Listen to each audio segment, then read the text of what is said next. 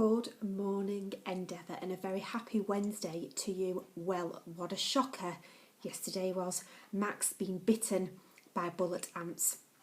Now, Lila asked the explorer a brilliant question. How on earth are they going to get into hospital in time? Let's see with our next chapter, called Behind the Vines. The explorer passed Max to Lila, one hand under the boy's head. Stay with him here. We'll be quick. No, said Lila. Whatever you're planning, I need to know.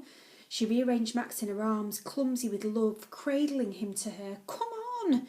The explorer opened his mouth as if to argue and then met Lila's eyes and shut them again. He turned to a wall of green foliage. It goes further back than you think, he said. Come, push the vines away, quick. Fred shoved aside a great armful of lianas, some browned with age, some thick as his wrist. The vines looked too closely woven to have grown that way. Up close it was clear that they'd been draped from something. They fell, uniform, impenetrable curtain. Did this grow here or did you plant it? Panted Fred as he pulled at the vines. It felt like trying to climb through a hedge. I planted it, plaited it, pruned it. It's worth having a secret space. The explorer pushed past Fred, pulling out his machete. He hacked through the foliage. Almost through. He widened a space and held back the vines for Lila. She shifted Max so the boy's body rested on her shoulder and then she stepped through. Fred heard a gasp. He pushed aside the final layer of tendrils and creepers and he stopped short. The vines fell from the roof of a large three-sided stone room. It was built in a similar stone to their sleeping room, but with its ceiling almost intact. It was as high as a cathedral and it smelt of moss and quiet growing things. The walls were covered in vines and something had made a nest in the far corner, a ball of grass and feathers.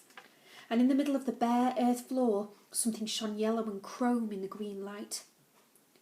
An aeroplane, breathed Fred. Precisely. The explorer strode towards the plane. Come quickly. They edged forward, clumped together, Lila's arms tight around her brother. Here she is. The explorer thumped the side of the plane. It was small, with two seats set one behind the other. But you said it burned, said Fred. I did not. You assumed. I said there was a fire, which is not the same thing. I was on a recce when she started to choke. We crash-landed through the canopy straight onto the stone city. Saved my life. It took 5 years to repair her. Very slowly, Con put out a hand and stroked the wing of the plane. I've been keeping the boulevard between the trees clear of grass ever since I came, just in case.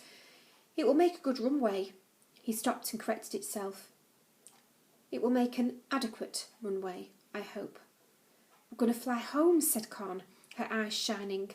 I am not. I can no longer fly. And he smacked his wounded leg. You need both feet to fly a plane. You will fly. You want us to fly a plane? Asked Fred. Well, not all three of you. One of you. No, said Con. Never. Not possible. Absolutely not. We've already been in one plane crash. Have you any idea what the odds are of surviving two? And what else are you planning to do? Con looked at Max and she looked at the plane. It's much simpler to fly than you think, said the explorer. Max gave a moan and struggled in Lila's arms.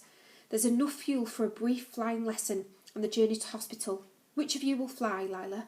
As Max is your brother, you have first rights to it.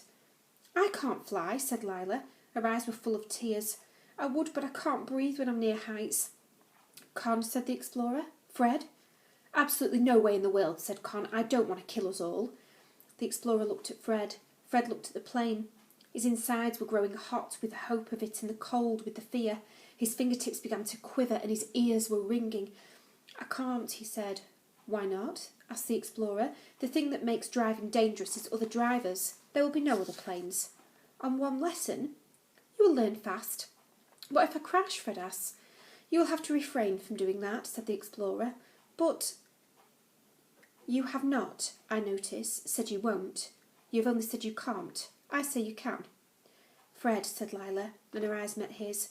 Fred had never seen a person look at one so frightened and so brave. All right, said Fred, I'll try.